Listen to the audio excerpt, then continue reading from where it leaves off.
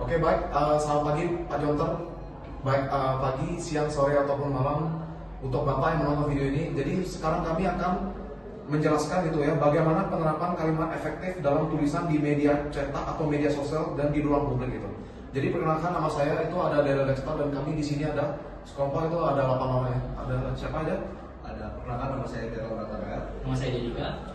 Nama saya Kartu yang Pamela. Kenalkan nama saya Karen Angelini. Perkenalkan, nama saya Gracia Angelini. Nama saya Taufik Christopher Setiawan. Nama saya juga ya.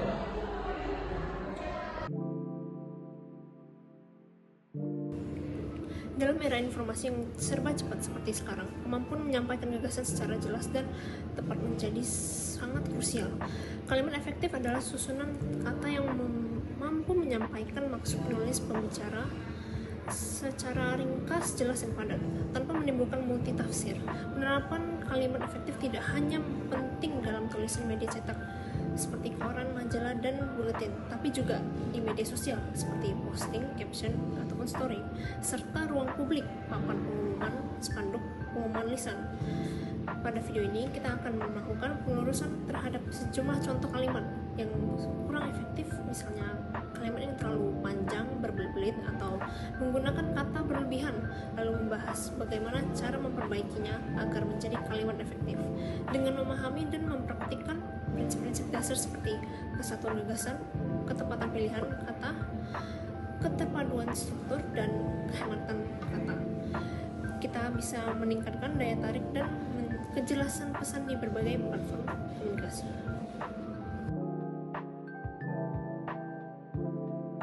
Oke, jadi untuk kalimat yang pertama saya akan menunjukkan kalimat yang tidak efektif dan juga perbaikannya.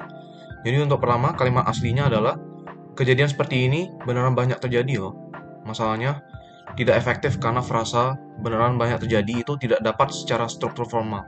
Kata loh itu bersifat emotif dan juga tidak informatif. Maka perbaikannya yang benar itu adalah seperti ini. Kejadian seperti ini itu benar-benar sering terjadi.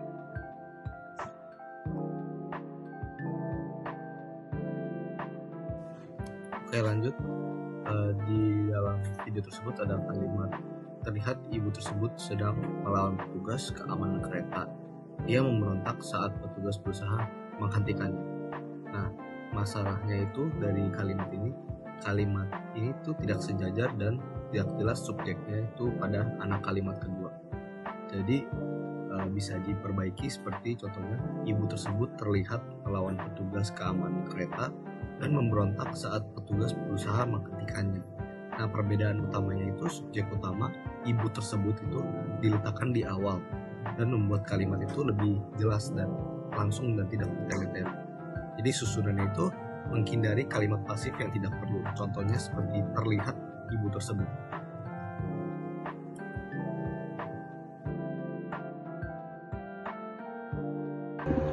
Untuk kalimat selanjutnya, itu kalimatnya ada sedangkan ada pula petugas lain yang menggendong seorang bayi perempuan yang menangis. Untuk kesalahannya sendiri itu ada penggunaan kata sedangkannya tidak tepat, karena kata sedangkan itu adalah konjungsi yang biasanya dipakai untuk menyatakan perbandingan atau pertentangan antara dua klausa yang sejajar secara logis. Contoh yang benar penggunaan kata sedangkan itu adalah seperti Ani membaca buku, sedangkan Budi menonton televisi. Itu di situ ada perbandingan aktivitasnya. Untuk perbaikannya sendiri harusnya kalimatnya berbunyi seperti sementara itu seorang petugas lain terlihat menggendong bayi perempuan yang menangis.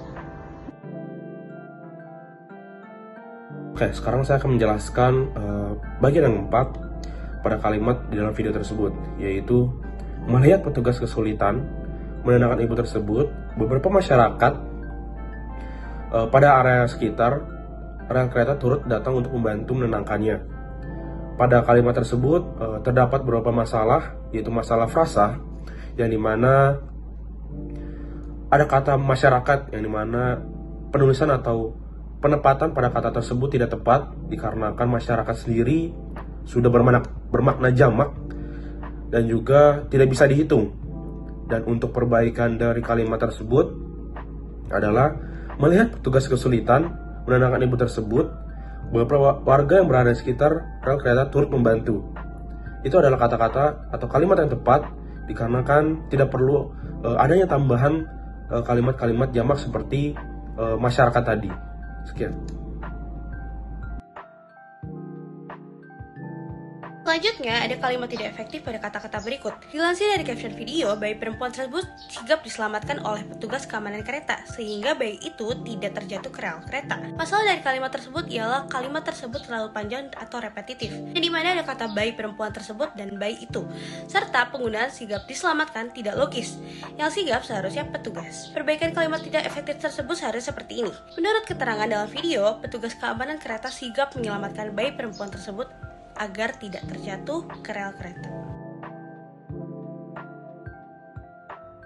Kemudian di caption juga ada kalimat seperti ibu ini juga akan menjadi lebih mudah gelisah dan mengalami kesulitan berkonsentrasi setiap hari, terutama bagi para ibu muda yang baru pertama kali melahirkan.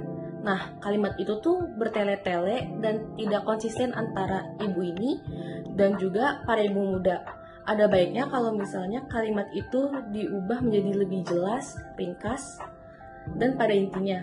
Sehingga kalimatnya dapat diubah menjadi, ibu yang baru pertama kali melahirkan cenderung lebih mudah gelisah dan mengalami kesulitan berkonsentrasi setiap harinya.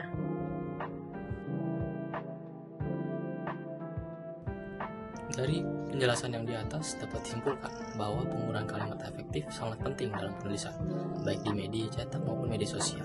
Kalimat efektif ini membantu dalam menyampaikan informasi menjadi lebih jelas, ringkas, dan mudah dipahami. Dalam praktiknya, kalimat-kalimat ini merupakan kalimat yang tidak aktif ataupun tidak efektif, seringkali disebabkan oleh penggunaan kata tidak baku, struktur kalimat yang tidak sejajar, ataupun pengulangan yang tidak perlu, atau pemilihan kata yang tidak tepat. Penggunaan kata emotif seperti loh, kesalahan dalam pemakaian, konjungsi seperti sedangkan, serta ketidaktepatan istilah seperti beberapa masyarakat adalah contoh nyata dari ketidakefektifan yang harus dihindari. Oleh karena itu, dalam penulisan di media, penting bagi penulis untuk selalu memperhatikan struktur kalimat, ketepatan diksi, dan kesesuaian gaya bahasa dengan konteks agar pesan yang disampaikan dapat diterima secara maksimal oleh pembaca. Demikian dari informasi mengenai video-video kami yang kami cari di dalam media sosial.